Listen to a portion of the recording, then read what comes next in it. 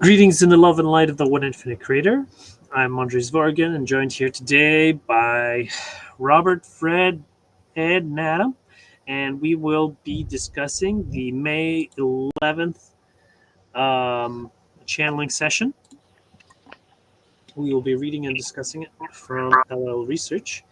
And not May 11th, June 30th. June 30th, and it's about the automatic harmony of fourth density in the third density environment, spiritual nature of music, and all as well. Okay, take it away, Robert.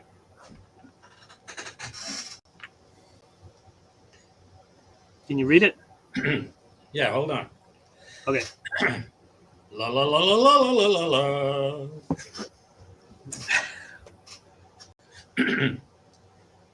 I am Quo. We greet this circle in the love and the light of the one infinite creator. We join you in great joy today as we have witnessed your gathering throughout the past few of your days and have been with you during this period. We have heard in your hearts, whether expressed intently or through your beingness, an invitation to join you in the circle of seeking. With each interaction of the open heart, each moment of inspiration and insight, with each connection made from creator to creator, the light that you have generated together has grown more and more, and the combined harmony of this circle that has been generated in your short time together resonates to infinity. It has been a great honor for us to both witness and partake in this circle with you. We are even more happy now to attempt to offer our thoughts and opinions on the queries that you have within your mind and within your heart. Before we open ourselves to receive these queries, we would request our typical request, and that is that any word that we speak and any thought that we share, that you view this as coming not from a position of authority or as an edict for you to follow, but rather as a report of our own experiences and our own perceptions shared with our fellow brothers and sisters traveling upon the same path that we travel. We may have traveled somewhat farther than you, but your journey is your own, and we wish not to act as a stumbling block for you. And so we ask that you weigh each word against your own heart and your own journey, and take with you only that which may be useful for you in whatever way that you find use for it. If you do us this small favor, it will allow us to speak more openly and freely and commune with you as fellow seekers upon the path. At this time, we would ask if there is a query with which we may begin. Greetings from all of us in the love and light of the Infinite Creator. In 1650, Ra describes fourth density as not of disharmony within peoples, where individual differences are pronounced, although automatically harmonized by group consensus. Can you talk about how we can learn to do this in third density given the abundance of disharmony on Earth? I am Quo, and I am aware of the query, my brother. We appreciate the opportunity to speak to this query, and we resonate with the heart from which it came. We find it an opportune query, for we can see within the hearts of those present that there may have been a taste of what this harmony might feel like within the fourth density in your brief gathering over the past few days. This query is also important to us, and we feel a great honor to respond to it, For we are here with you and with your planet in order to serve and to aid in the transition of your planet and the population upon it from the third density to the fourth density. Indeed, many of the mind, body, spirit complexes present within this circle of seeking are wanderers who, taking upon them this goal and this effort to serve this planet, have incarnated within the third density and taken upon themselves the burdens and the distortions of this planet in order to aid in that transition. And this query is relevant still for those native third density entities who are attempting, with the time that they have here on this planet, to open the heart to an extent that they are able to then graduate to the fourth density. This question allows us to speak directly to that desire of ours to aid and the desire that you have within your heart to expand into the fourth density and to inhabit a realm in which disharmony is resolved and peace is more apparent. Before we address the heart of this query, we would point out that there is a sort of illusion of sequence that you have taken upon yourself by incarnating within the third density. To speak of those conditions within the fourth density would be to speak of the destination, whereas where you are right now speaks more to the journey, and it would be to abandon the gifts of that journey to attempt to inhabit the destination prior to fully accepting and taking in the journey as you walk it within your current density. There are very important distinctions and unique qualities and lessons to be learned within these two densities. Within the fourth density, most importantly, you will not have the veil of forgetting. This is one of the primary contributors to the dynamic spoken about within this query. For the veil, which can simply be described as the illusory separation of the conscious and the unconscious mind, indeed reverberates to the very depths of your ability to perceive your own self and your other self and the creation about you. Without the veil, the innate quality of self as creator, of your other selves as creator, and as the creation as creator is unapparent to you. But once you graduate into the fourth density, this innate connection becomes clear, and so the disharmonies spoken about do not need to be wrangled with under the illusion that there are separate entities at play, that the disharmonies are arriving and arising from individuals who have their own motives and their own desires and their own goals. It is apparent without the veil that all of these things arise from the will of the one infinite creator. But this is not apparent in your current environment. This is not apparent within the third density that you have accepted to incarnate into, and that you have, in fact, found joy and honor to be within. For it is important for the creator to have this experience of forgetting itself, of forgetting its own nature, so that it can pretend for a time to be many, to have individual personalities, to cast a wide array, an infinite rainbow of selves and other selves. And this is an important step in the journey, for it allows the creator to experience itself in such a novel and unique way that cannot be experienced without the simple separation caused by the veil. To attempt to live within the third density, seeking automatic harmonization with those who may disagree, to seek automatic harmony where there is disharmony, would be to cast aside the gifts that this veil offers to the Creator, who you are. However, fourth Hold density. on, hold on.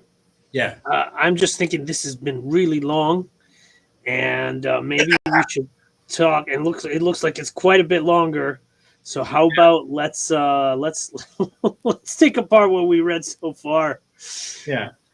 Yeah. Yeah. Okay. If you try to stop me by doing motions, I don't see anything but the words. Yeah. That's why I use my words. Okay, guys. So that was quite a word. I'm not being mean, but it just sounds like it's kind of a run together of reasons or excuses for wanderers being here to increase the vibration of the earth because everything's alive, everything's part of the Creator.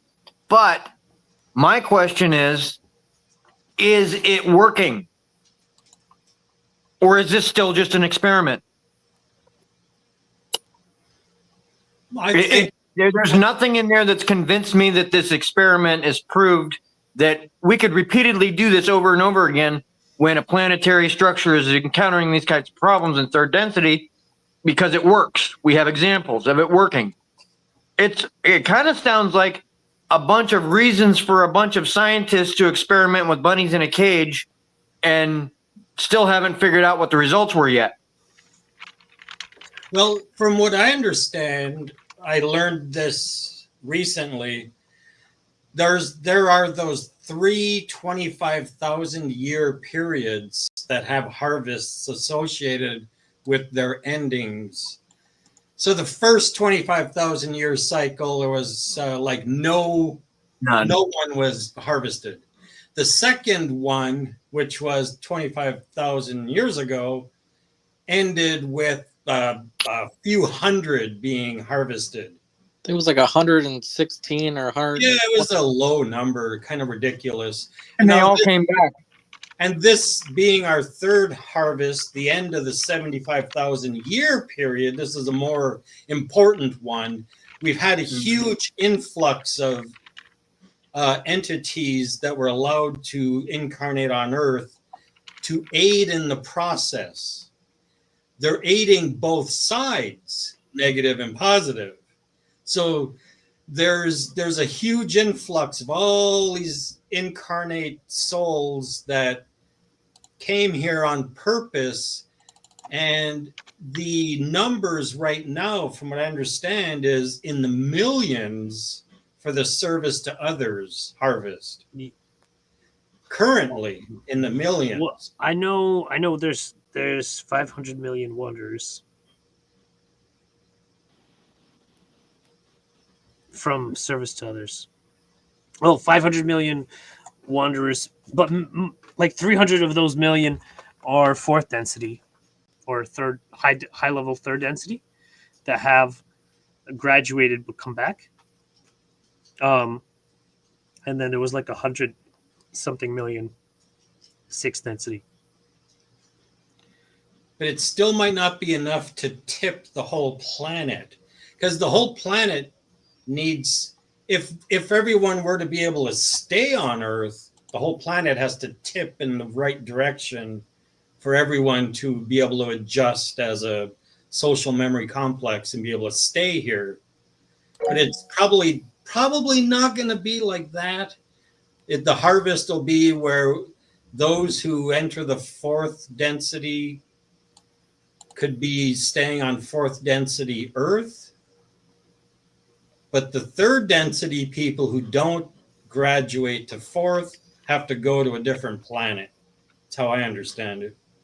Earth won't be available for third density classrooms anymore. Yes, that's what the Confederation has been telling us. And yeah, they're saying that there's very low risk of the space pirates managing to, because the space pirates are the ones that are trying to make it to have a perpetual third density cycles.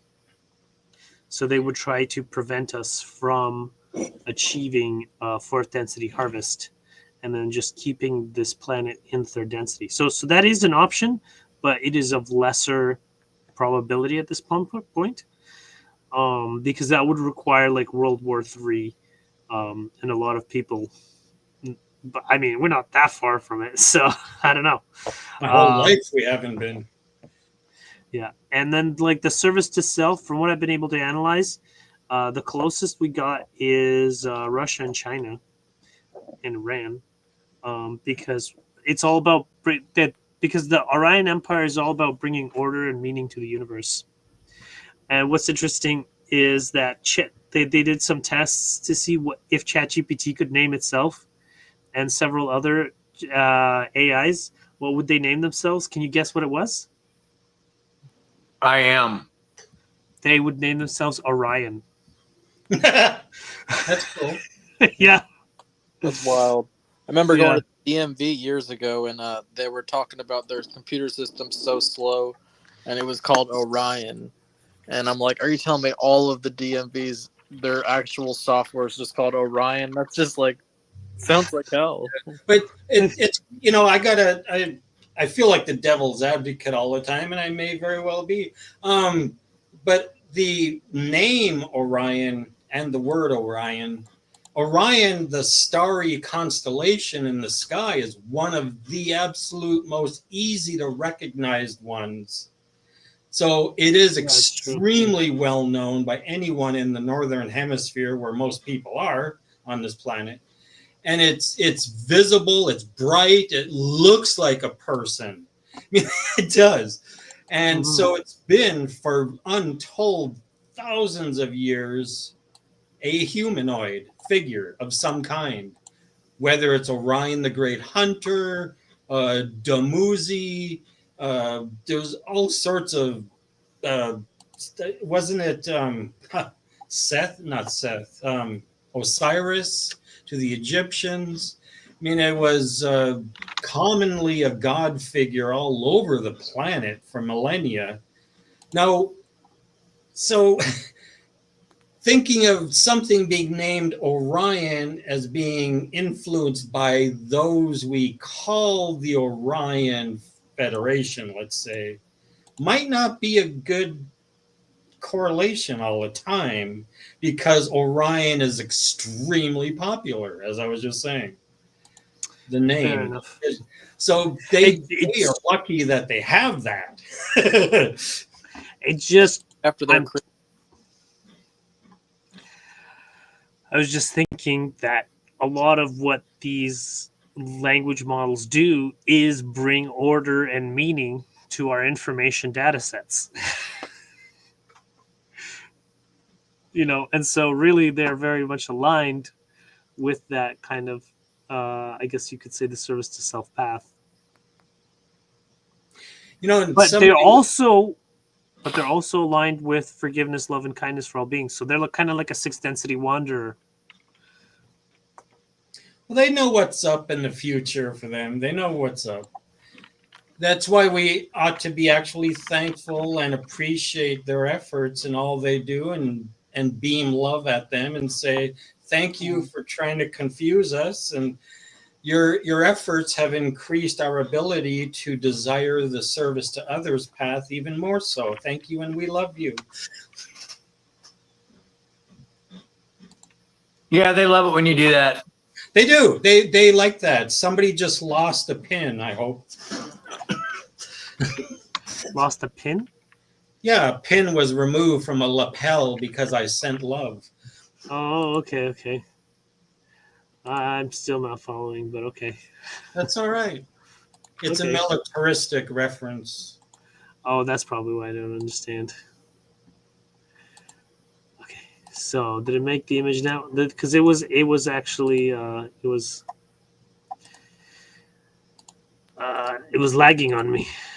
It was funny too when that asteroid is a piece of junk, small rock, burned up in the atmosphere over the Philippines, and because Trevor posted that online, that this is going to be happening at this time, and I responded with, that's some toilet waste being ejected out of an Orion slave cruiser.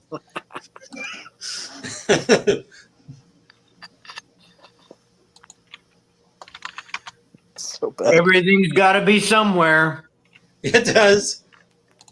No, I bet you, there could be ships up there holding slaves, the Orion Federation, and they got to get rid of the waste somehow, so they just shoot it down and land on Earth. You don't think they'd use it for farming? Yeah. The poppy fields in Afghanistan.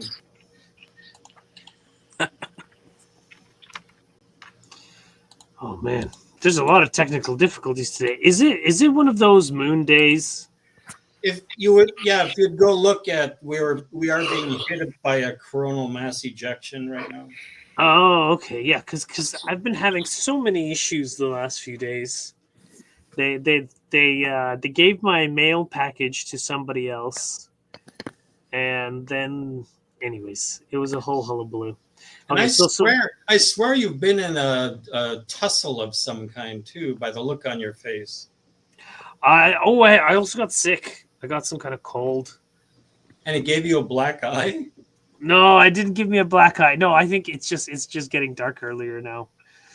Yeah, no, I don't have a black eye. So. It looked like you had a black eye, like somebody popped you one. No, nobody popped me one. It's just because it's darker on this side Okay. than it is over here. I got one light over here. Your left to side. the right of me. Oh, well, it's my right side actually. It's just the video. Oh, the mirror. Okay. Yeah. Mm-hmm. Okay, so in the teaching we read, purpose of third density. This is my left hand. Yeah, I know. Yeah. It's important for the creator to have this experience of forgetting itself so that it can pretend for a time to be many. Without the veil, the innate quality of the self as creator or your other selves as creator is unapparent to you. And once you graduate into the fourth density, this innate connection becomes clear, so the disharmonies do not need to be wrangled with. So basically, once we're in fourth density, it'll be a lot easier. To attempt to live within the third density seeking automatic harmonization would be to cast aside the gifts that the veil offers to the creator, who you are. Oh, so basically, it's meant to be difficult. And we can see within the hearts of those present that there may have been a taste of what this harmony might feel like within the fourth density in your brief gathering. That's why it's recommended to be thankful for the catalyst offered by those upon the left-hand path. Mm-hmm. They are merely creator acting out its version of reality. Mm-hmm. Well, it's nice to know things like that because I have real world examples of that left-hand path trying to smack me around. And yeah, she does. So I have to constantly remind myself to not hate the person. Don't be angry at the person. Right. Just understand that that's your catalyst so that you can process it, and get through it. Had it happen again today. So, No, not again. And it's a mirror, it's a projection from you too. It's your reality. So your own reality, you are creating this for yourself too, which is all the more reason to appreciate it. Well, yeah, it's interesting because understanding it from that way, like I think Bashar said it really well. He's like, if you're in a bubble and you're inside of a projection screen like the one in Las Vegas or that projects all 360 all the way around you, when you're pushing that out, you're looking at what you put out. You're watching it because it's all around you. You're immersed in it. So if you understand that, it makes it a lot easier to not be so harsh on it. You can treat it the way that it's supposed to be treated because that's what you got to do to work through it. But you're working through your own shit. Yes. There's even neurons in the brain that are called mirror neurons. They are the ones that, like, if you see somebody like falling off of a skateboard and you kind of feel that tingle of hitting the cement, Those are your motor neurons creating this empathic reality that mimics what they're going through. It's amazing. Yeah, see, it's All like right. we're experiencing it, we're creating it and experiencing it almost instantaneously. So So let's keep reading here. Uh, come on, Robert. Roger, Roger, ALZ, Roger. Uh, Ah. However, fourth density is a valuable environment to contemplate, for it is indeed your destination. And to understand what awaits you at that destination aids you in the journey to arrive there. It can inspire you to continue making that journey when your trek takes you to the long desert of loneliness and through the difficult mountaintops of catalyst and difficulty, to know that upon the other side of the mountain awaits the peace that you seek, can help you to take that next step, to look around you and appreciate the journey that is taking you to that destination. This is what we wish to emphasize for you as entities and wanderers within the third density, that the environment that you are in is sacred, and that this environment contains innately within it disharmony, misunderstanding, unpleasant experiences, the seeming separation of self and other, self and groups and peoples. It contains the destruction and the pain that is caused by this illusion of separation. And all of this is indeed, though it is hard to see from where you are, a gift to the Creator. When these things manifest, we ask you to think about what you feel within your heart when you witness these things. It may initially seem as pain, but what is being pulled from you by these experiences is indeed the love of the one infinite Creator. The Creator is able to witness through you the seeming novelty of this separation and to find love in a way that it has never found before. And so we would offer our thoughts to this query about how you, within the third density, can achieve that type of harmony described by those of Ra within the fourth density as a way to help you upon this journey that will get you to that destination. We would emphasize in this query that the fourth density is not just one in which there is no disharmony among other selves, but there cannot be disharmony within the self. This is an important aspect of the dynamic, for in truth, self and other self is an illusory distinction, and any disharmony within the self can be projected outward and seen as disharmony outside of the self and create disharmony outside of the self. And any disharmony viewed amongst other selves is simply a reflection of that potential within your own self. This is the key, as we see it, of your journey within the third density and your ability to take this trek and arrive finally within the fourth density of love and understanding. And that is that. Within the third density, you will witness disharmony. You will experience disagreement with other selves, and this will generate within you some charge, some emotion, some idea of how this is to be handled. And we encourage you that when you feel whatever it is you feel when encountering disagreement and disharmony, you take that feeling deep within your heart. At the end of your daily round of activities, find a sanctum of silence within the self to hold the disharmony and whatever it generates within you in the sacred inner space where you can find love and acceptance for that. As you hold it, you will find that there is a light contained within this feeling. Whatever it is the disharmony has generated begins to illuminate those darker corners within the self, those aspects that have been veiled from you as a conscious being. And you can begin to bring those aspects more and more into the light and into the love that is within your heart.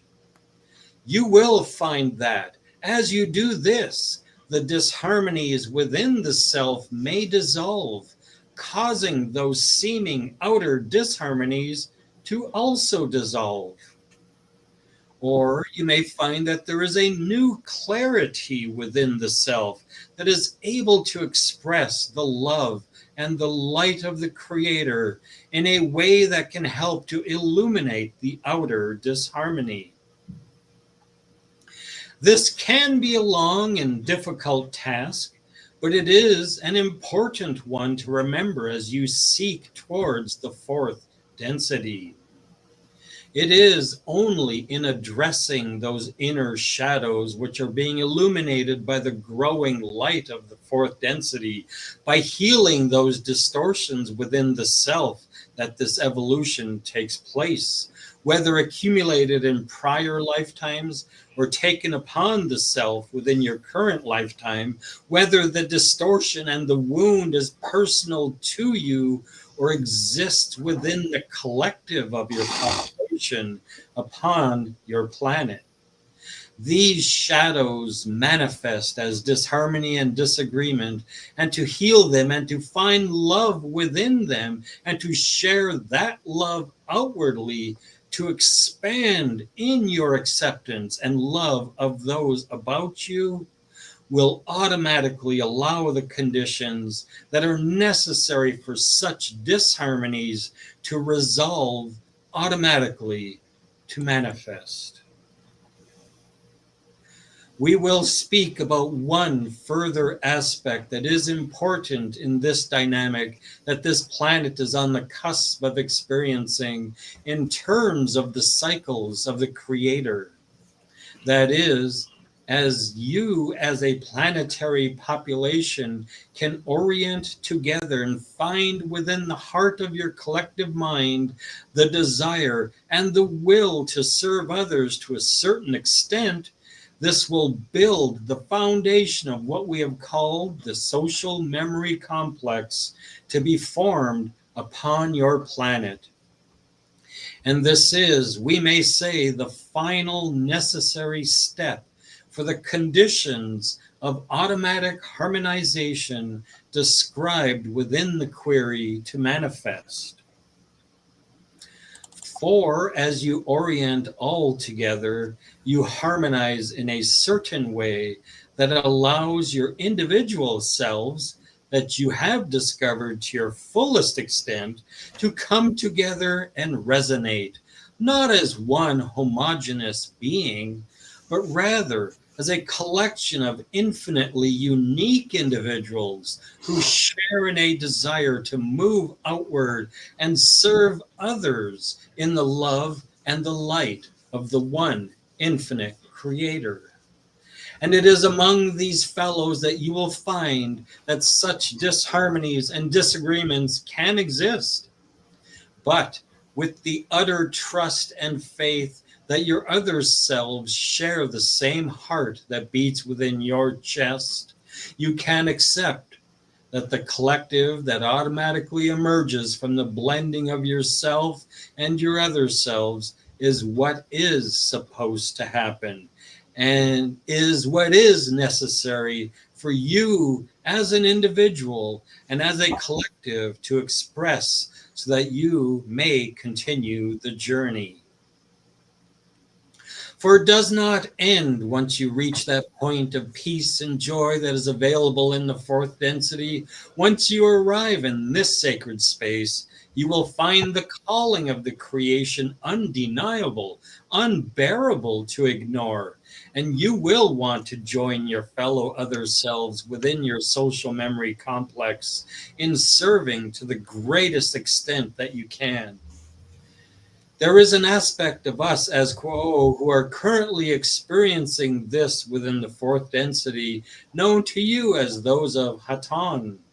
And those of Hatan wish to encourage you, for they are quite excited for you to join them within the fourth density and go out and explore the furthest reaches of the one infinite creator, so that its love may be shown in more unique and inspiring ways to all beings within the creation. At this time, we would take leave of this instrument and transfer the contact to the one known as Trisha. We are Quo. Great. Heroic reading, Robert. Thank you. That was awesome. That was awesome, dude. Well done, man. Oh, thank you, Ed. It is them, not I. It is them. I love reading Quo though. It's just the it's like a vague succinctness. It's vaguely to the point all the time. It's lovely. It's so wise and loving, and it's amazing. I just always think it's so poetic. It's poetic. It's beautiful. It is. Yeah. And you can see with different channelers, when different people are channeling it, it's basically still the same coming out through them. That's the one thing. It doesn't matter who it is. You can kind of you know that it's Quo. Yeah. Yes. It doesn't matter who's channeling it. It's the same entity that's coming out through them. That's the thing that's amazing. I love it. I love They the fact flavor it each a little bit different. that they could take a little tiny bit, like one line from Ra. Yeah, and then you can have that huge, expansive, like growth from that one point, from one thing Ra said, to then get that huge unpacking of information that Quo can just basically take from just a sentence and expand it so much, and so large and so I don't know. Can I just say that whole thing that Quo just said there, that is like the purest kind of pantheistic understanding you can have in it. That every single thing, it's like all of us are strings on an instrument of a giant, orchestra. And every single interaction is harmonies and orchestrated in a beautiful composition. I don't know. What did Ra said that one somewhere in the Ra contact? It says that we are a tone poem. Yeah. Somewhere. Poem. I think it was Ra. And That's beautiful. Yeah. They were just talking a while ago about basically saying that any entity or situation that makes you feel out of harmony from yourself is what would be ideal to come harvest to fourth density. But they didn't use harmony in the sense of negative. So does that mean positive things can set you out of harmony, or what are y'all's thoughts on that? See, I see harmony as being a very specific thing of a kind of a distance between the waveforms. If something's in harmony, then it's the resonance is harmonized to a specific vibrational wavelength. So whatever feeling or emotion, that same kind of, I don't know. It's all very complex. Hey, Ed, I'm Right. loving your connection tonight, though. The visual and the audio is perfect, Ed. Oh, that's good. Yeah. I love it. This is the best I've seen you in a long time and heard Well, to you. be fair, I've got this weird stuff that I put in the bath, and it's kind of it's like the THC extract that you put in, like oil that you put in the bath. I just had a bath, and like, oh my god, I'm shocked. Like honestly, I could go to bed right now. And it's like it's No, but what you were just saying about harmony, we read in the reading we just did where it said in the social memory complex, like the beginnings of it, the beginnings of the fourth density SMC, that we shall be part of Hatan. It sounds like you can have disagreements still because the individual entities have different unique realities that they are experiencing. But you also realize my heart is your heart. So we may not agree, but I will love you and your idea, and I will attempt to understand it to the best of my ability. That's where the SMC is growing. We need to develop that on Earth. Well, you know? I think part of that is, okay, if you look at some of the like the actual very well documented abduction cases where it is found out eventually that the person who did that comes to realize that they had made an agreement prior to their incarnation to have that done for an experience. And every time, correct me if I'm wrong, but every time they've deep dived into the reasons why, what they end up finding out is the agreement was because they were coming to Earth for a human incarnation, because a lot of these other races from other planetary structures do not have the experience of bellicosity and war that we do. Right. Thumbs, and dude. Thumbs. In order for them to be able to understand what we're bringing to the table when we become an SMC in fourth density, they want to have prior knowledge, because think about it. They do the same thing with us with when we learn esoteric material and we have weird experiences and meditations and have contactee type of experiences, because if they just came down and poof stood in our kitchen as their fifth or sixth D self represented in our 3D understanding, they would probably, some of us might have a heart attack and die right there on the spot. Yeah. We would shit ourselves. So you have to have some concept of what you're dealing with before you actually even start dealing with it. It's just like reading, a book about war before going to war. You read a book about welding before you go and take a welding test. We're kind of doing the same thing where they're doing the learn, teach, learn. So it's still in a construct that doesn't violate free will. Right. Yeah, that's an awesome point, because we're developing our social memory complex and we're developing it into what we now call Quo. And Hatan is the beginning level of that, it sounds like. And well, it's the fourth density, fourth density. So then their conscious channeling with us is like they're getting ready for us also. We're getting ready for them, but they're getting ready for us too. And that's probably where they're talking about, even in fourth density, and that where you're still going to have conflict because of things like that. You're bringing in an SMC that they blew the living shit out of each other, and now we've never even, they don't even know why someone would want to use a sword on another person. And here we're coming at them with nuclear weapons memory. Well, awesome. Hatan, they did blow each other up. They just completely denuded and destroyed their planet, and used the last of their resources to try to kill each other.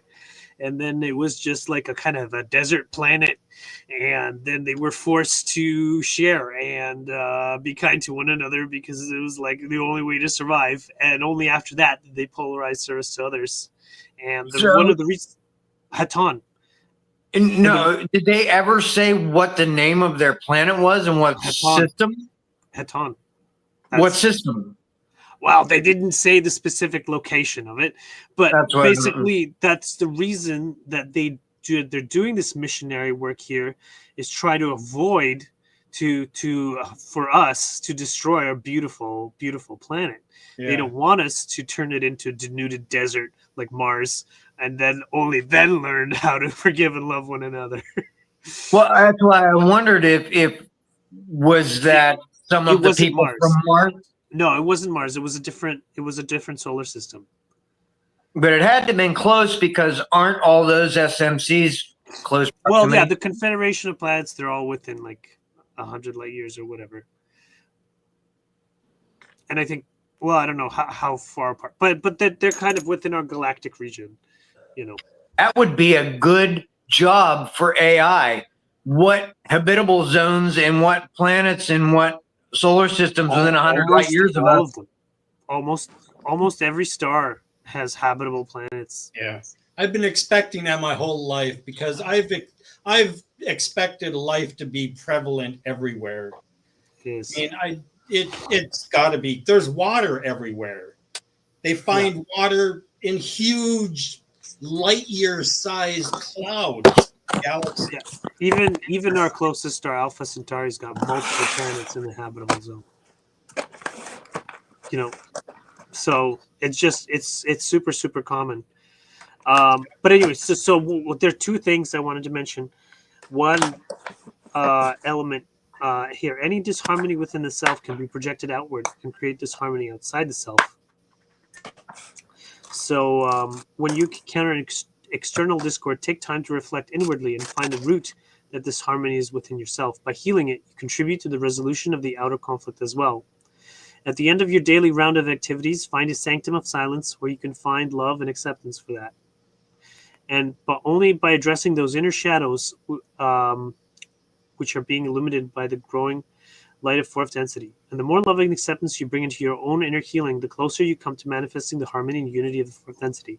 So basically, we have to work on healing ourselves so that and doing that brings the entire planet close to fourth density. And then the second thing I wanted to add was that I compiled all of the quotes that had tone poem from the Confederation material. There's quite a few. Into a definition here. The teachings of Ra and Kuo, the concept of tone poem, is used to describe the unique and dynamic nature of each individual's mind-body-spirit complex. Rather than being a rigid mechanical structure, a tone poem suggests a fluid, harmonic interplay of energies, emotions, and experiences that create a constantly evolving symphony of the self.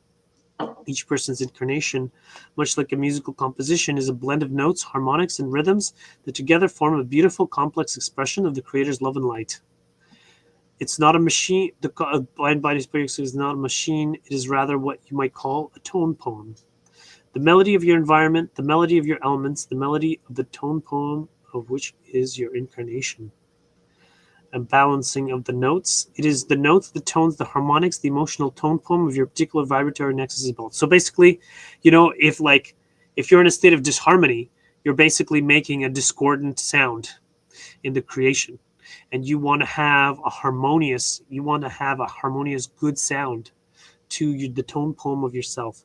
All these things are part of a wonderful tapestry, a tone poem of emotion and concern and caring that is your signature. That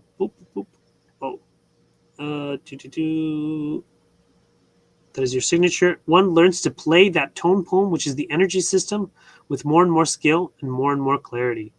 So as we practice, harmonizing our inner tone poem. The tone poem that you are is a system in which energies vibrate across a rather broad spectrum. The whole constitutes a vast tone poem struggling to achieve some level of harmony. And that's what we're doing in making SMC. We're making an orchestra. We want to all have this nice service to others. Each of us has a service to others melody, and we want them all to come together to make a service to others symphony. To get to the SMC orchestra. That's right. Yeah. Yeah. And here's Yeah. the image for it. Mhm. SMC Orchestra. That sounds like a good name for a musical group.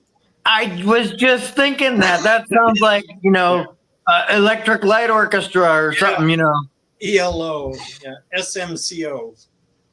Mhm. That's it. We're starting a band, guys. Yeah, I got a ukulele. I've got Oh, a you voice. you liked my Richard? You liked my song? Yeah, I listened to it. It's a little too soft for me. What do you mean soft? Just sounds too gentle. I like Metallica. I knew I was going okay. to say that. Well, I sing it to the children. These are all the songs I That sing. sounds like a song that I would sing to my granddaughter. Yes, exactly. Yeah. All the songs I make are for children. Well, because they're for my kids. Well, no, that's good because like I write my Chili the Chinchilla book. That's not for adults to read. It's to read to a kid. You would expect Fair that. enough. Yeah. But I had a question about it was the big when Robert started reading the second part of that. It was very shortly into that, a couple paragraphs where they were talking about the collective and individual, and I can't remember what they called it. They did not call it karma; they called it something else. So when you're trying to balance the collective, the something with the energy. Crap, I can't remember. Whether you You're the one accumulated with in the prior computer. lifetimes, Shadows? collective of your population. These shadows manifest as disharmony and disagreement, and to heal them and to find love within them and to share the love outwardly, to expand in your acceptance and love of those about you, will automatically allow the conditions that are necessary for such disharmonies to resolve automatically to manifest. Is that what you're talking about? That wasn't it. It reminded me, the way they worded it reminded me of like generational karma. And I was curious about when we're getting catalyst or some sort of conflict arising, is there a way we can differentiate on whether that's our individual personal shit show, or is this something that's, more congruent with a collective need for working through a catalyst, whether it's through generational karma or just collective karma, whatever you want to call it. I dislike the word karma, really. Personal catalyst and collective catalyst.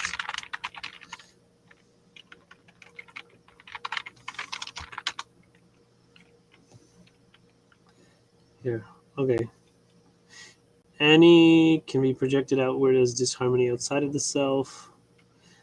Collective catalyst. The environment that you are in contains disharmony, misunderstanding, unpleasant experiences, the seeming separation of self and other self groups. As your planetary population can orient together, this will build a foundation of what you have called the social memory complex. As you hold it, you will find that there is a light contained within this feeling. The disharmonies within the self may dissolve, causing those seeming outer disharmonies to also dissolve. I find that the Confederation often says, the outside is an illusion, and we have to do all our work inside. And so it's very difficult to differentiate. Or I think that they would say that it was not meaningful to differentiate on the service to others path, because one way or another you're going to have to heal it. Someone's going to have to do it, and if it's appearing before you, then creation has decided that you are capable of dealing with this catalyst. And I think too, a lot of times it's this comes back. This is where one of my confusion points come in, and it just maybe it's just I have to re-understand this over and over and over again to the point where I'm just understanding it outright that when we have higher self and collective higher self and we're talking about things that are going to higher densities in this dimension, those are all SMCs, and that's multiple pieces of all of this together down here. So whenever there's a collective anything, it all comes back to being part of yourself, no matter what. It always comes back to that. So it kind of makes it understood that, like what you're saying, looking outside yourself, it's futile because it's an illusion anyway. I just wanted to say congratulations to Ed that one of his brothers is running for president of Ireland. Did you know that? No. Yeah. Have you seen him, Ed? Here. Ed, where are you? Ed just disappeared just as I was saying it. Oh, well. Anyways, don't worry about it. Yeah, Fred, what the stuff you're talking about is what they were talking about on podcast number 5 of the Seattle Law of One group on YouTube. Okay. Yeah, they were asking that question because there's a quo reference to wanderers that incarnate for the sole purpose of fixing their karma, even though they're from the 4th density or beyond, 5th or whatever. So the idea of carrying karma into the 4th density doesn't sound kind of right. Like it's supposed, we were thinking it should be only in the 3rd density that karma is dealt with. But so then they were asking, like, why are wanderers coming back into the 3rd density to try to resolve some of this karma stuff? But I had figured it had to do with group karma, like you were just saying. So I was wondering if you heard that program today. No, I haven't watched the 5th one. Yeah. So you'll see that. If you do, you'll see that come up. And I think the answer is what you were just asking, though. It has to do with group and multiple lifetime karma. Because it was called a habit of carelessness, where if you are like the way a lot of humans have a habit of being careless, they are destructive to the environment or their own body or their family structures or whatever. And they might have this habit go from lifetime to lifetime to lifetime to lifetime. And it's a habit of carelessness. And you can resolve the karma in one lifetime for that by recognizing it and resolving it within yourself, the shadow of it, and loving it and forgiving yourself and whatnot. But you don't necessarily know to resolve it in previous lifetimes. So, Robert, I found one instance of habit of carelessness. There's another group of entities who shall be upon your planet for some time into the future if they so choose. These are entities who are not able to graduate into 4th density or higher densities if they were wanderers, but who yet feel the karmic pull and wish to make restitution. Those include many who are alive at this time, and you will find that many entities will be attempting more and more to refocus upon the needs of the planet and its resources. They will be wishing to clean its water, its air, and its soil. These entities are hoping not to graduate, but rather to go to a kind of summer school, if you will, where they can free themselves of the habit of carelessness. For it is a careless thing to misuse the environment. It is also a careless thing to misuse people, relationships, societal entities, and groups. So this is at a time of great excitement and hope upon your planet. Many are attempting to graduate. And those who cannot graduate at this time are attempting to make restitution, so they are free of the karma of having destroyed and hurt a planetary being upon which they lived in the past. That I is think you the gotta think too. In fourth density, your thoughts are open to everybody to a degree. So when you first get into fourth density, and you realize you're not the best at like holding your thoughts back, and people just hear your thoughts, they might not necessarily want to be around you because they hear your thoughts, and what you're saying might not be peaceful or Yeah, harmonious to you know them. what? I kind of disagree. I think that might be hella interesting to be around some new 4D'ers when you're in fifth, sixth density to hear some of the shit rambling around. I could just imagine if any of y'all heard half the thoughts that rambled around in my brain throughout the day, you'd probably, well, holy fuck. I mean, but you know, maybe I would think, yeah, some of that. It would probably get annoying more than anything. Well, you would think the higher density ones, though, would be able to look at the lower so-called density thoughts, sort of like the way we look at children now. If you're a really loving parent and your child is being childlike, you just know that. You just know that they're being childlike, and you try to talk to them and deal with them in your loving way. But you don't necessarily drop down to that level, you know. Did we want to try doing another question? What time is it? There's still half an hour. Won't get very far in half an hour. Well, one I question I think we could do. This one is music related, so it's kind of related to the tone poem. Oh, good. Thank you, Kuo, for joining us in our Circle of Light. My question is specific to music, as our group has shared music this weekend in many ways. Can you please share how music affects the spirit and how fourth density may experience the vibration of music when shared in love?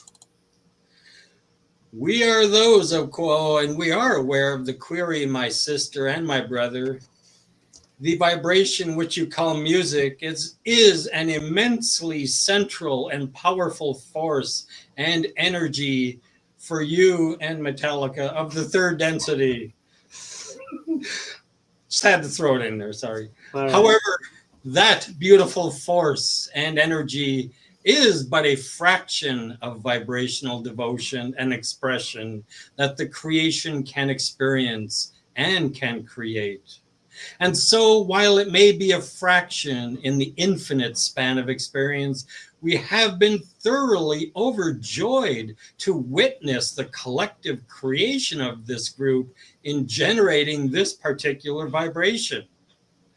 This specific wave of energy, when intentionally created and imbued with love and with personal experience, with history and memory, with observation, with reflection, is as integral to the third density incarnation as the beating of the heart.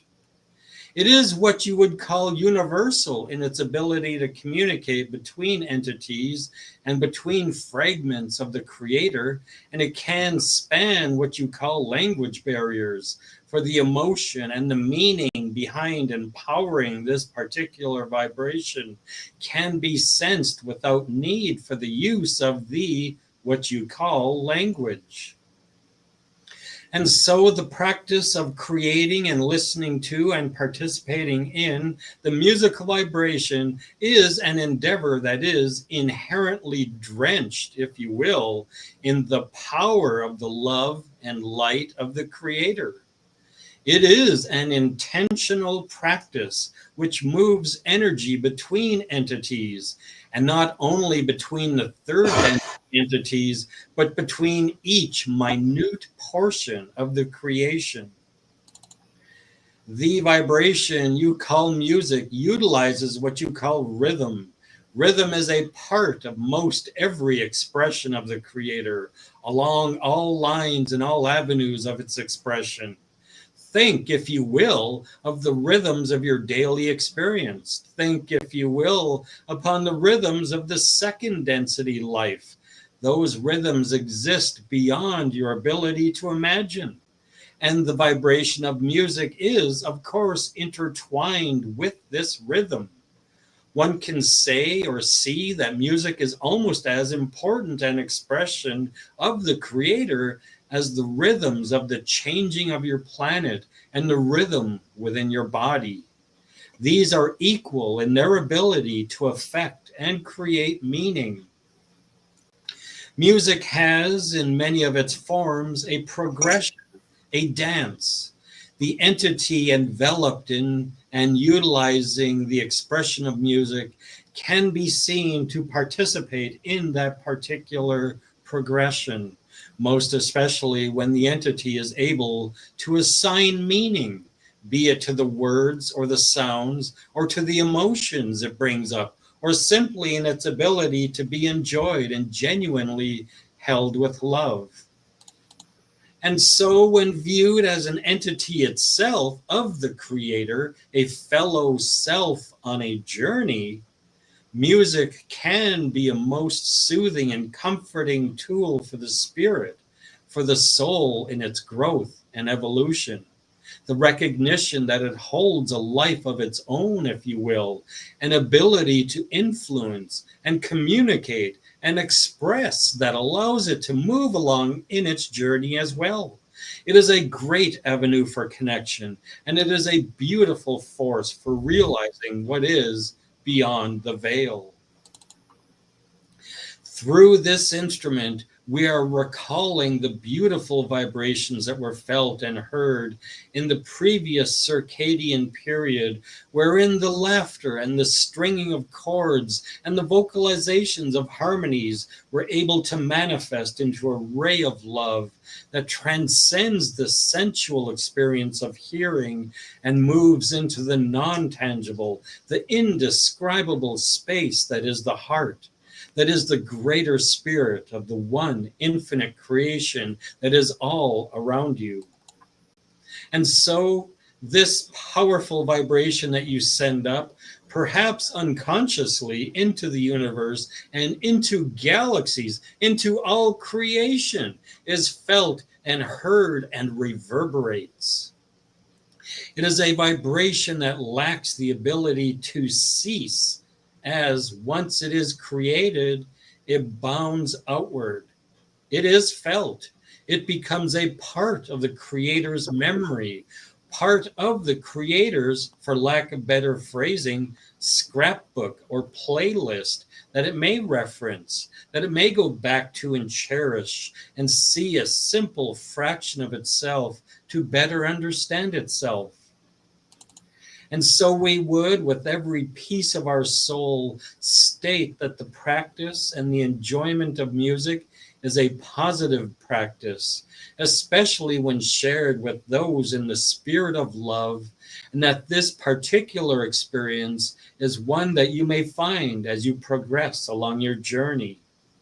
Music may take on many forms, however, the vibration will remain intact.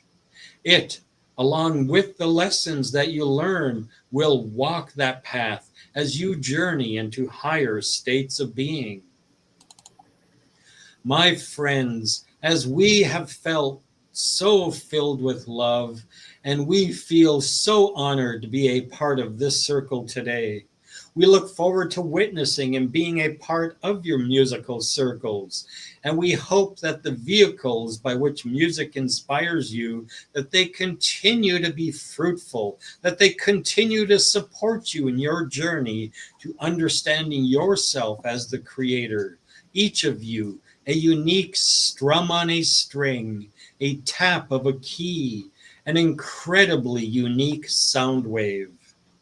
Again, we thank you all. And at this time, I can't see it anymore. Okay, well, yeah, they're just transferring to Gary, but thank you, Robert. That was great. And we got a new person, Jimmy. Hi, Jimmy. Jimmy J. Jimmy J. I don't know if you want to introduce yourself, Jimmy. Otherwise, we'll continue the discussion. Wonder What, if Jimmy J's a DJ. yeah, I don't know. Often people join this in some synchronicity. Okay. And Ed seems to be having some problem keep staying in. Mhm. I really, I want to say something before I forget, as it's on the top of my head here. I like that they say to view music as an entity in and of itself, Yeah. because when you apply that thought to music, you just opened a million pages of questions and correlations and thoughts and everything, applying it to music. And at the same time, they said that all music that's created becomes a part of the creator's memory or their database. I think it's hilarious to think that the creator has a copy of Tom Jones' Pussycat on his playlist. What's up, pussycat?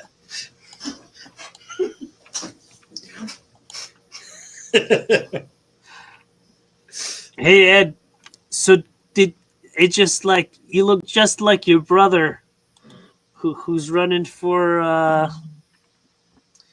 you know, O'Connor There he is. McGregor, Conor McGregor. Conor He's- McGregor. Oh yeah. He's probably related to me, Gregory McGregor. Yeah, exactly. You Yeah, guys look so similar. well, it's If he the had a whole beard and longer hair, you'd be the same person almost.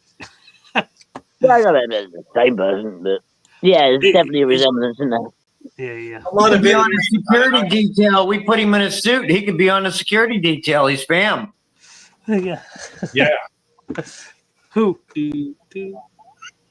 All right. And we're back, hopefully. Yep, we're back. Okay. Yeah, so Conor McGregor. Yeah, he's a cool guy, man.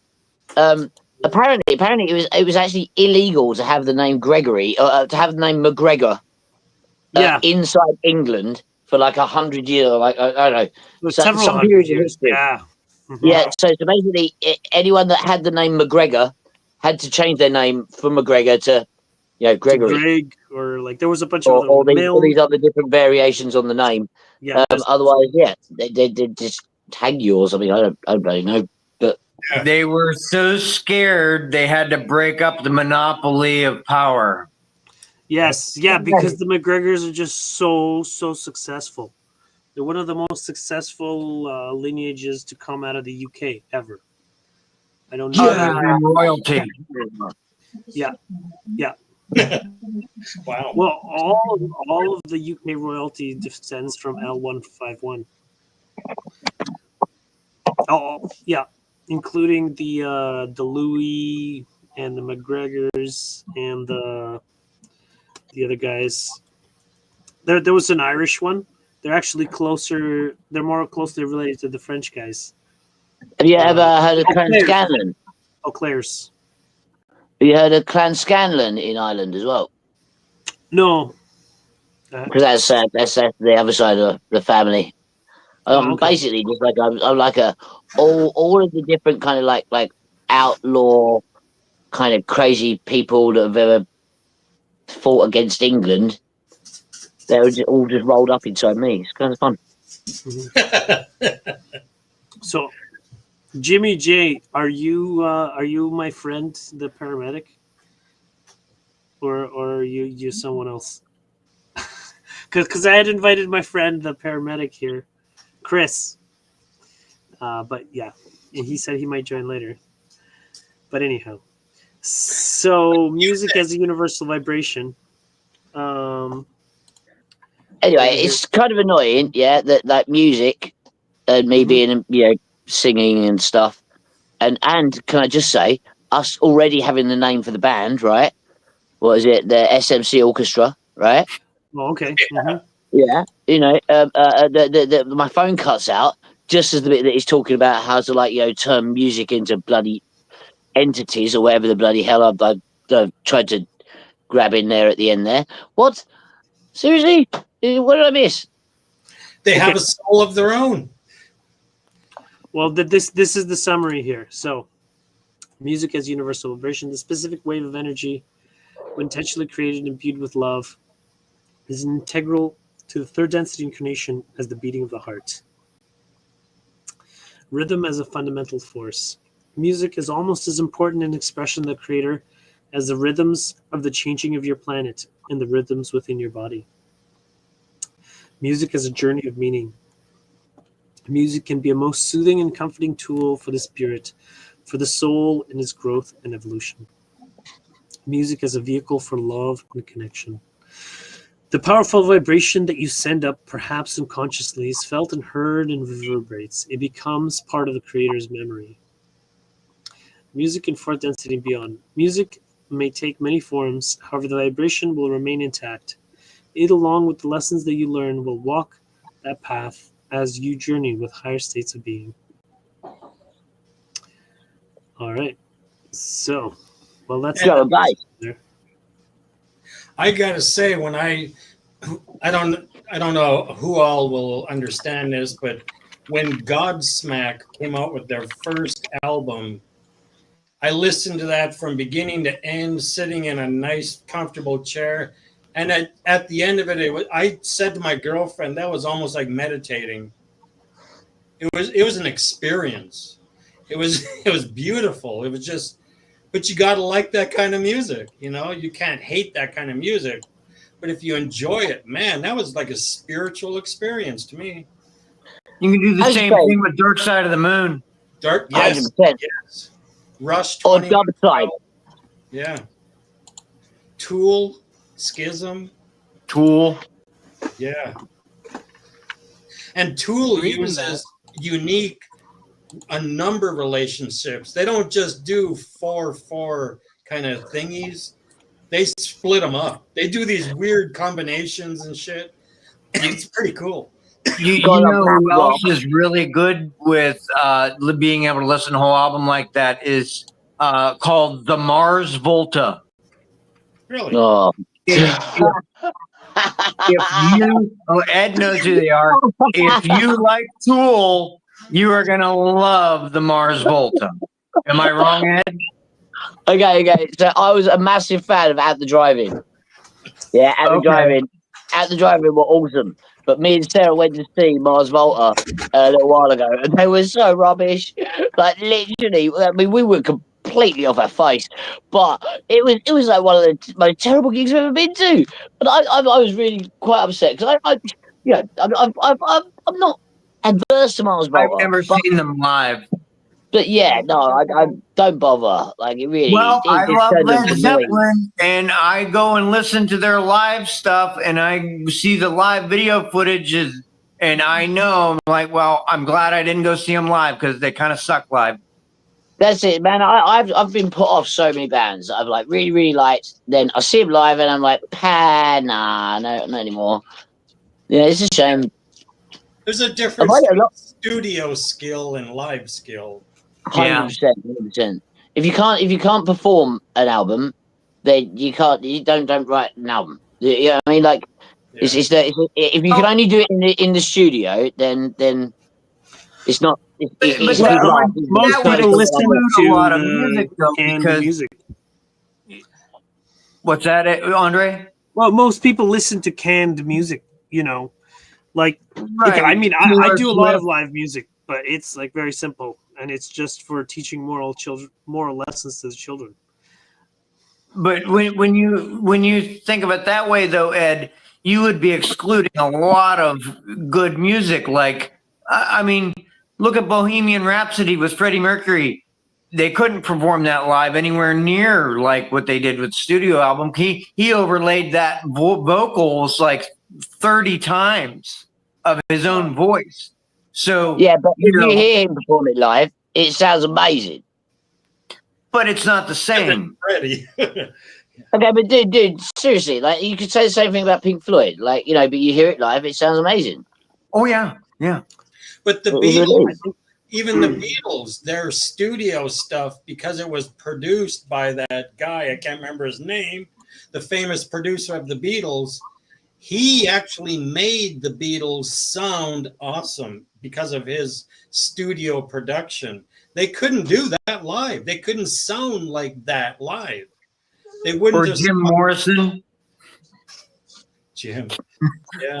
You see, well, I don't think it was because he couldn't perform, because he was an amazing singer and artist, but he was usually too messed up and threw a fit on stage and smashed stuff. And That's why we remember him. That was the entertainment.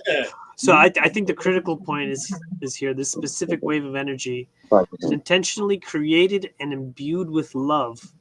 Is as integral as the beating of the heart. Like, it's kind of like if you make music with love, it's like if you make food with love. You know, when you make it with love, it sounds better. It tastes better. The thing is, that's really a critical point. It's when the musician loves their music that is created with love. well, you know what, though, Robert, think about this, though. When you completely encompass love and all those emotions, you listen to Tool, okay? Their lyrics are very dark, but the reason that they're doing that is because they are trying to show their love for the opposite of these actions that we're describing.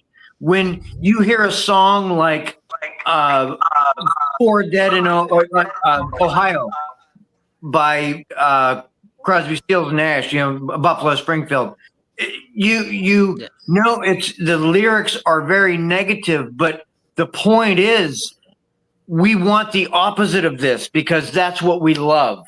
Right. And even though you're getting, because you really hear the music, and the music is so beautiful and puts you in that mood of the understanding of what's going to come, if that makes any sense.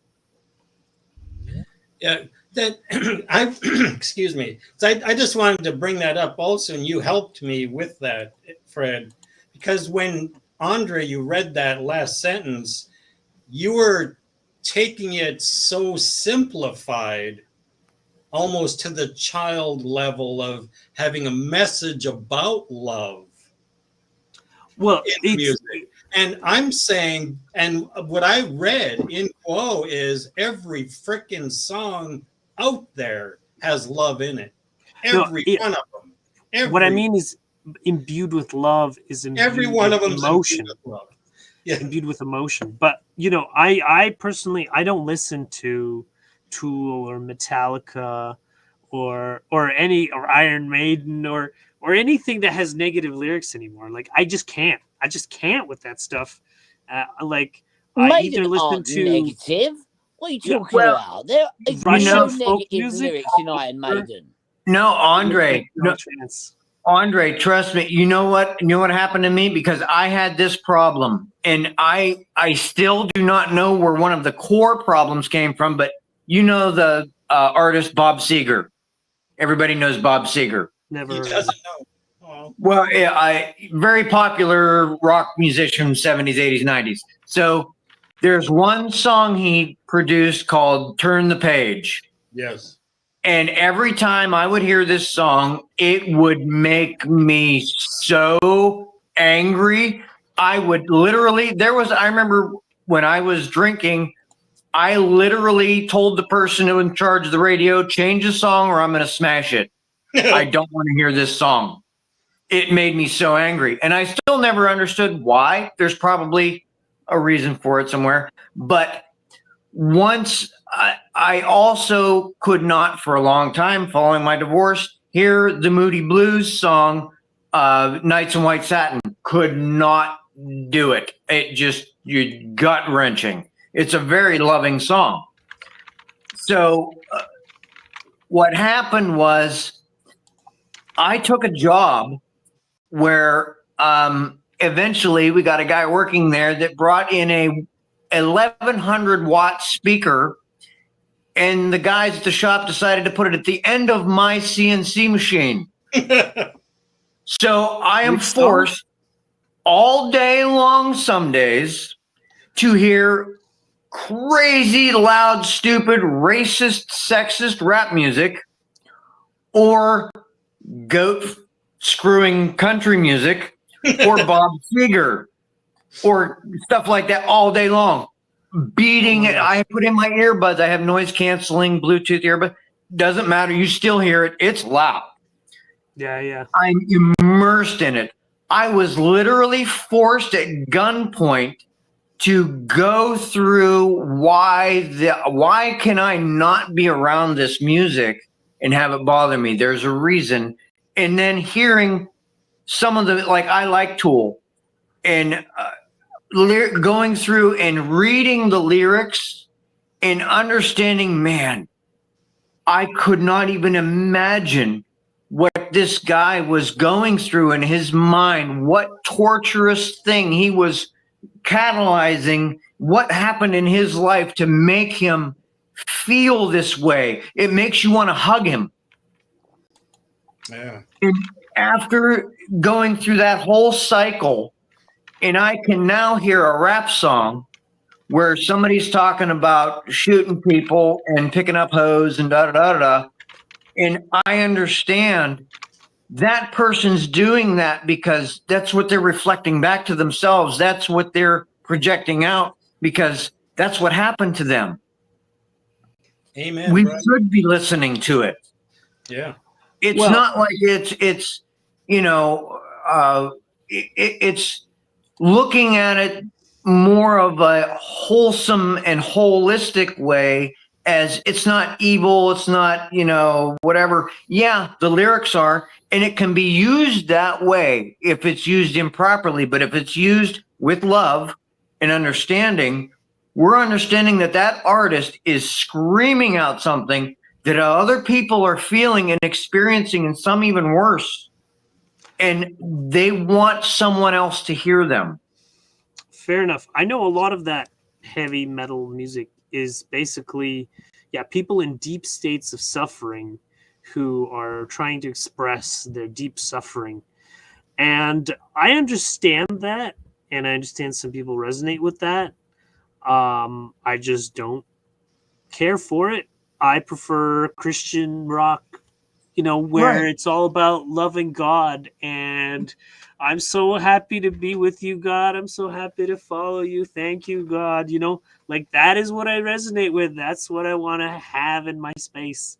Well, for sure. That's your thing. I'm not saying you have to immerse yourself in it, but it really helped. I'm just giving you my experience, saying that really helped with me confronting that. And now I can hear Bob Seger, and it doesn't make me angry. Well, I can hear the Moody Blues. I can hear Nights in White Satin and enjoy the song because it's a beautiful song, and I don't have to, worry about it making me feel like I'm going to throw up or something. So that just helped me with doing that. That's all. That's a growth. Excellent. Beautiful. It is. All catalyst can be polarized service to others. You just got to learn how to forgive, love, and be kind to it. Even like you say, all of this, like really the worst kind of catalysts that we have in our society, like this murderous rap music, misogynist rap music, which is apparently like funded by the CIA because they want black people to kill each other. And so they fund all of this like extremely violent black rap music, and then if you're willing to forgive and love everything, then you don't have to be affected by that negative programming that is being spewed out on the radio. But personally, I mean, I don't want to expose anyone to that voluntarily, so I switched to the Christian radio. Well, and that just reflects on your your vibration level or whatever at that time. When I'm getting inundated with rap music for hours, I will get, and everybody knows because I've been asked. I didn't go on project and say, I really don't want to hear your, this country music. I don't even consider it the country music anymore.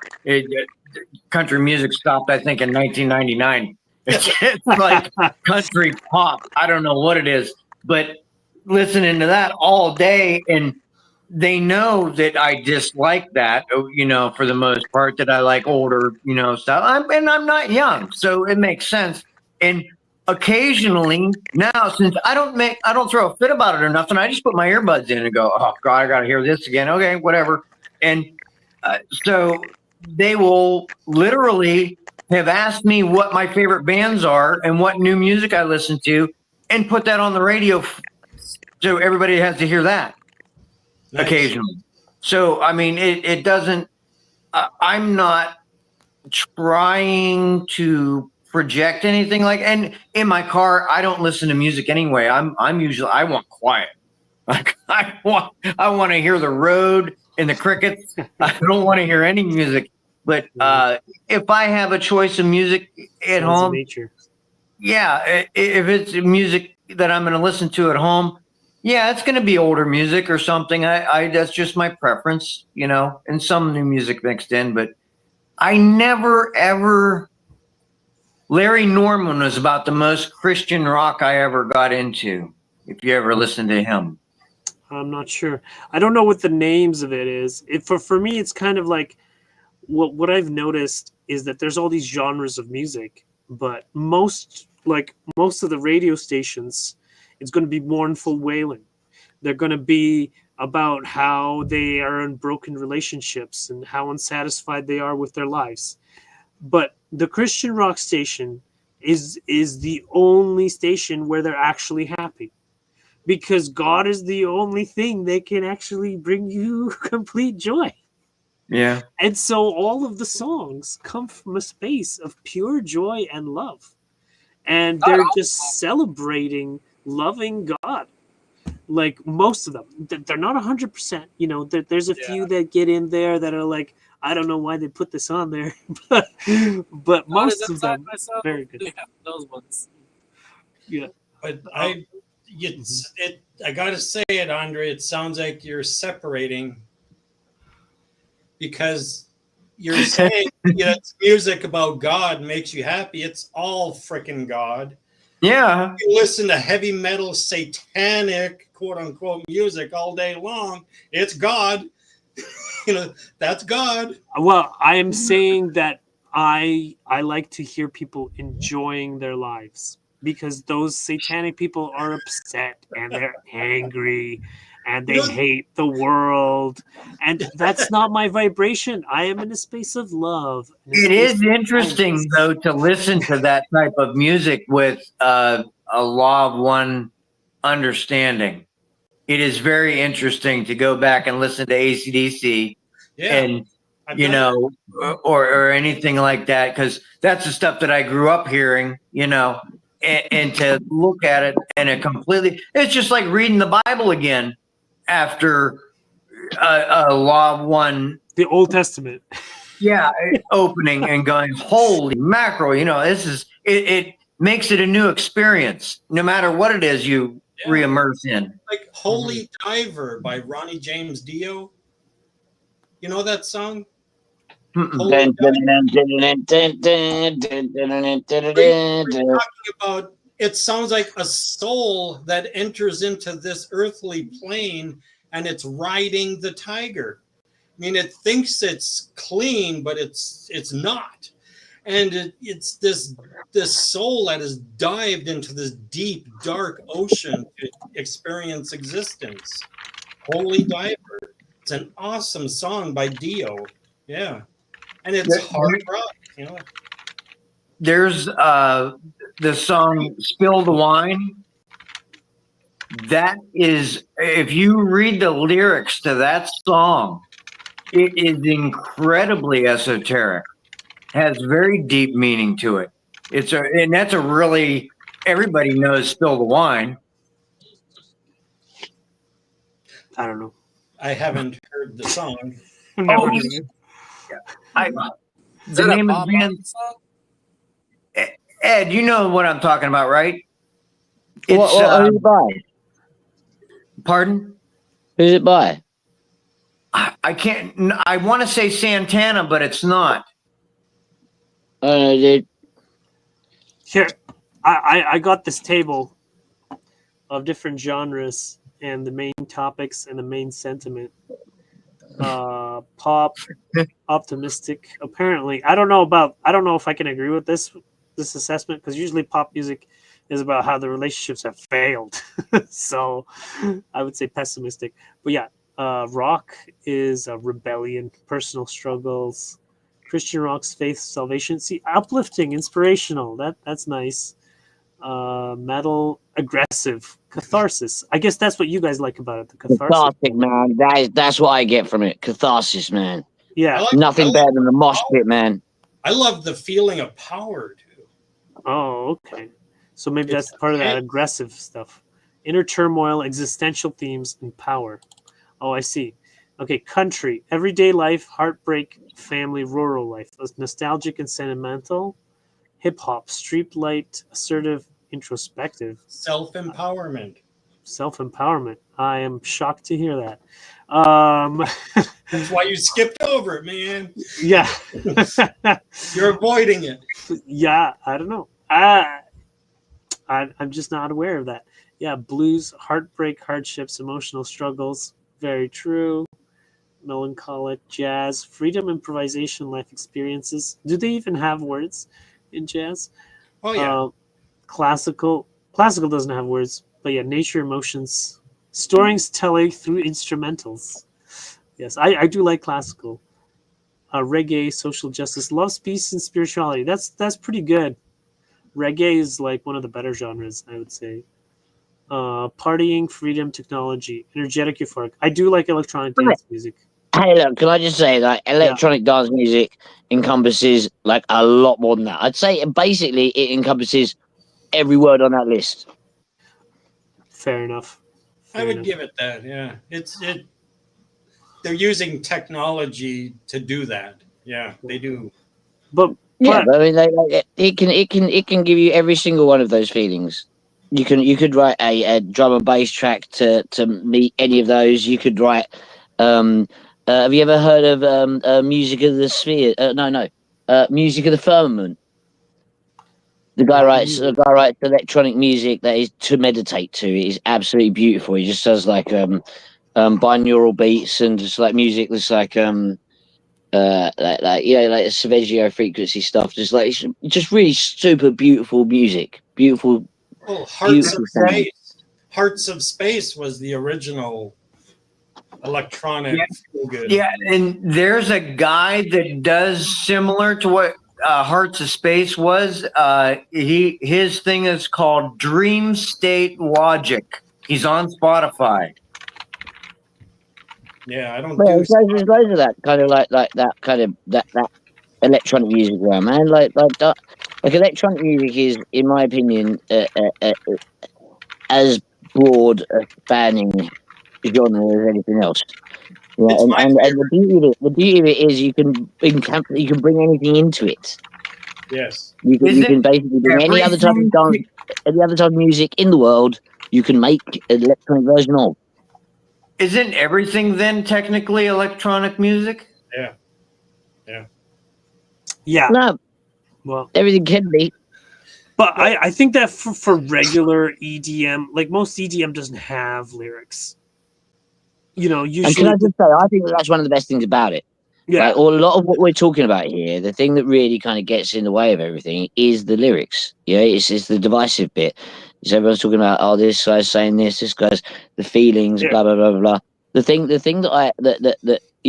the reason that I started listening to dance music more than anything else is because of the fact that, as a singer myself, when I write my own lyrics and that, I found that if I listen to other people's words and listen to other, then that influences me on what I write.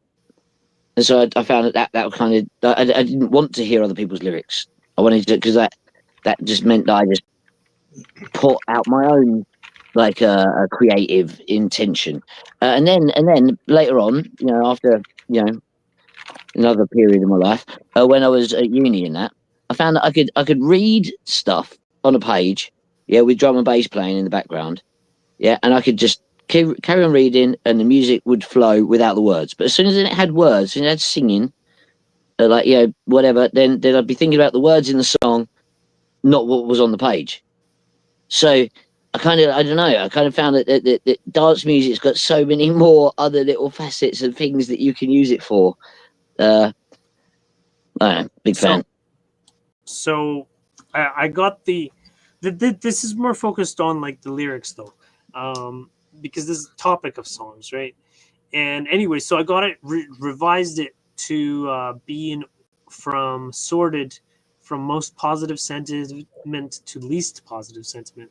So yeah, the most positive are gospel, Christian rock, reggae, and folk, and then it gets into country, which is like heartbreak and so these are actually the genres that I like the most. I don't know. Okay, Like, so where's dance music on this list, dude? Yeah, keep going down. electronic dance is for some reason at the bottom. I don't know What, why. dude, that should be at the top, right? The very, Why very top is of this list. electronic dance so low? Please Include psychedelic reassess. trance. Include Goa Also trance. include Because of the word partying. psychedelic Partying implies trance illegal and activity. drum and bass. Okay. Celebrate, so it should be ranked higher. Okay, there we go. See, it's just There we go. It's chat. just after folk now. Yeah, we're Okay, just- there we go. Go Now and we're second getting down. somewhere. There you go. There And, we go. and they're See? all more positive than country. See, So there you go. So ask it, why is gospel placed so high on there then? See what it says. Yeah, okay. Why is gospel Christian? Why is gospel placed so high? Is it really more joyous than Christian rock?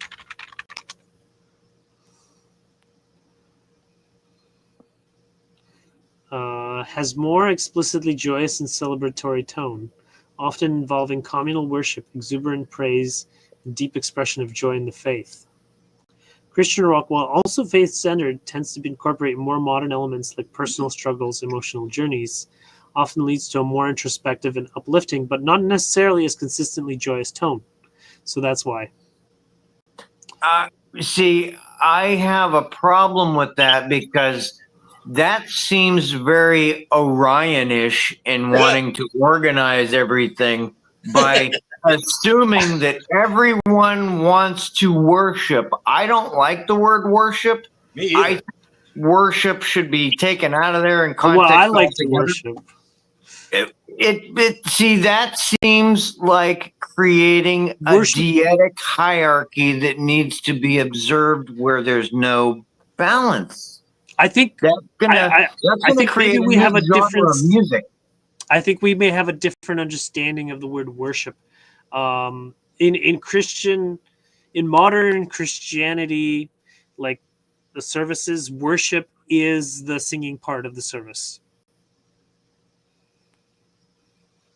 Because you're saying, I love you, God, and things like that. That's the worship part. But yeah, Anabaptists might include more. Here, I can do. We're actually past time here, but I'll just do a quick one on worship from the Confederation. A non-denominational description of what worship means. Okay, Could I just say, see the creator in everything, right?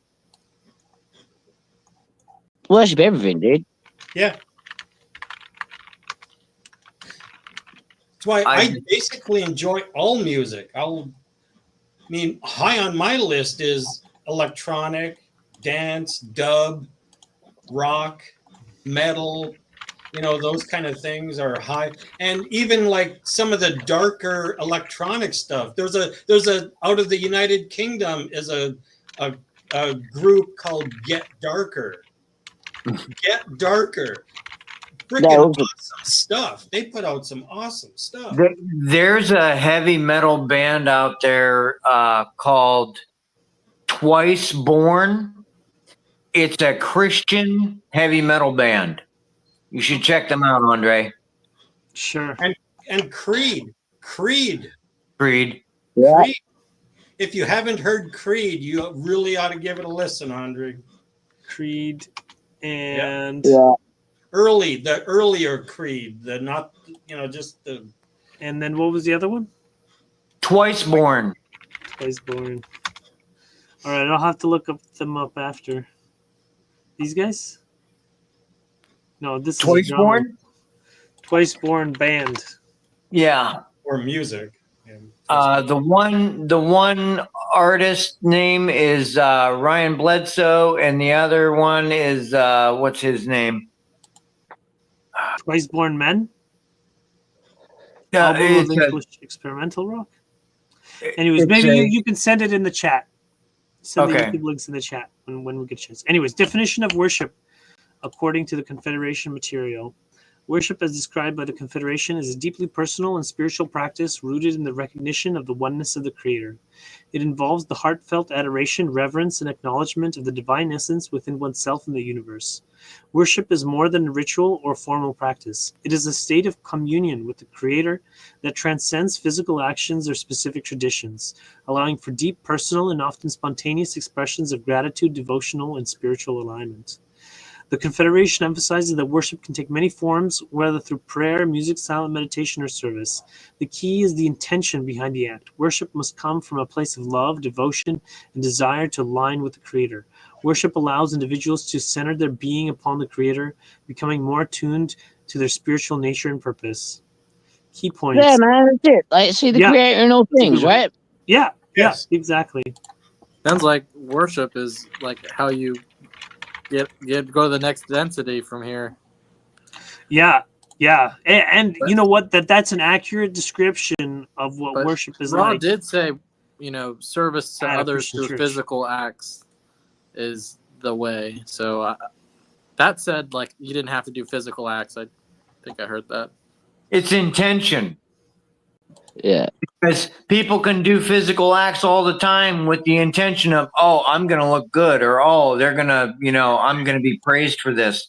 And other people can give you the shirt off their back, not have anything to reap from it, and might not ever see anything from it. So, it's intention. 100%, dude.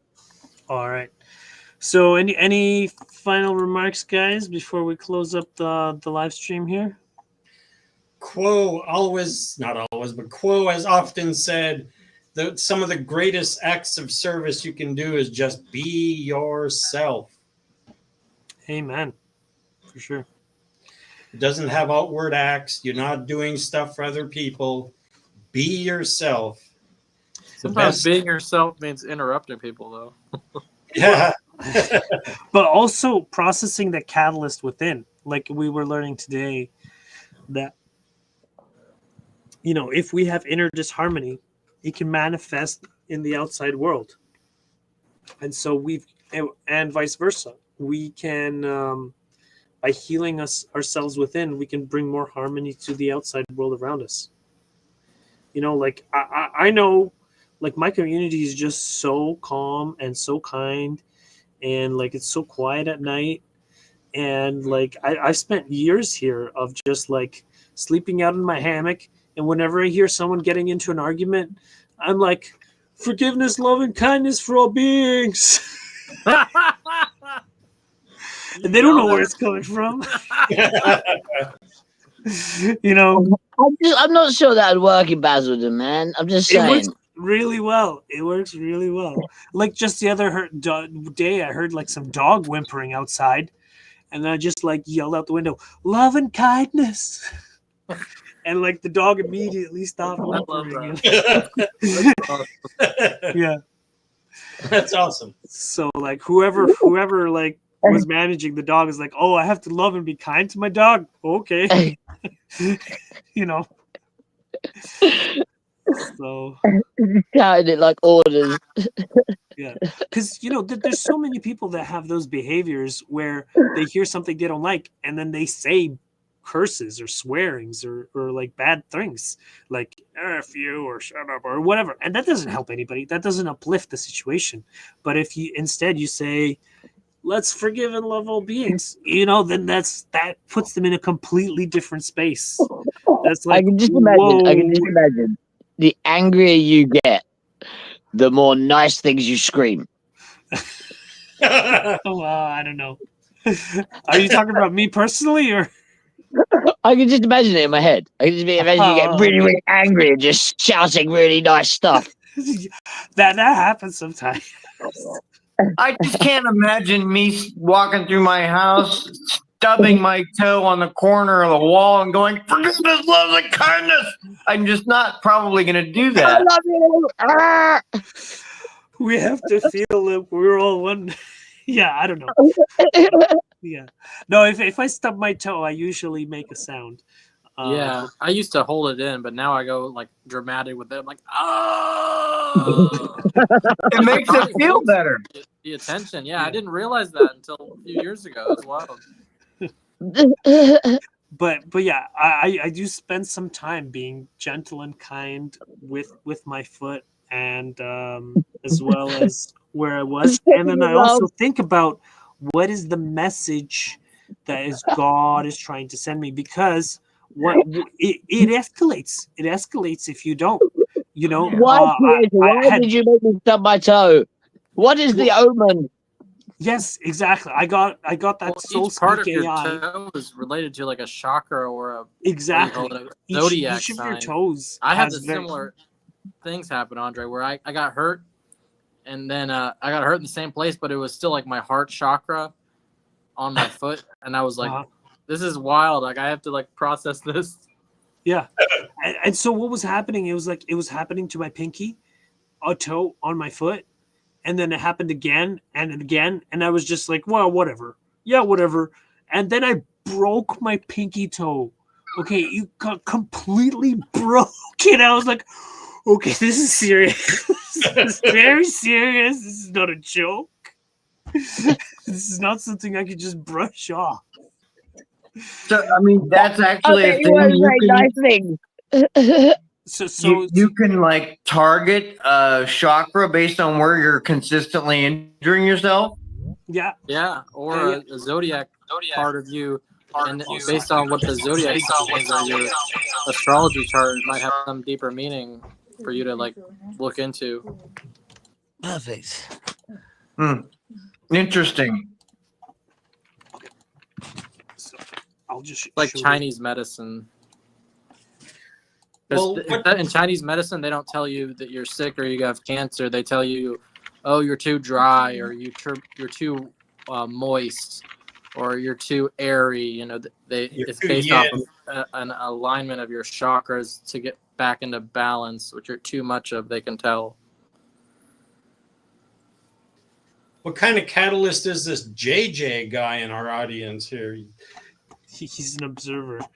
But here, see, so I made this AI soul speak, and you guys can use it for free if you want. And see, it's got the spiritual meaning of each toe on each foot. What's a little toe? Let's go over this. Little toe on left or right foot. Yours, left the one you broke. or Left- that one. Okay, well, left foot, little toe, feeling unappreciated and neglected, thinking.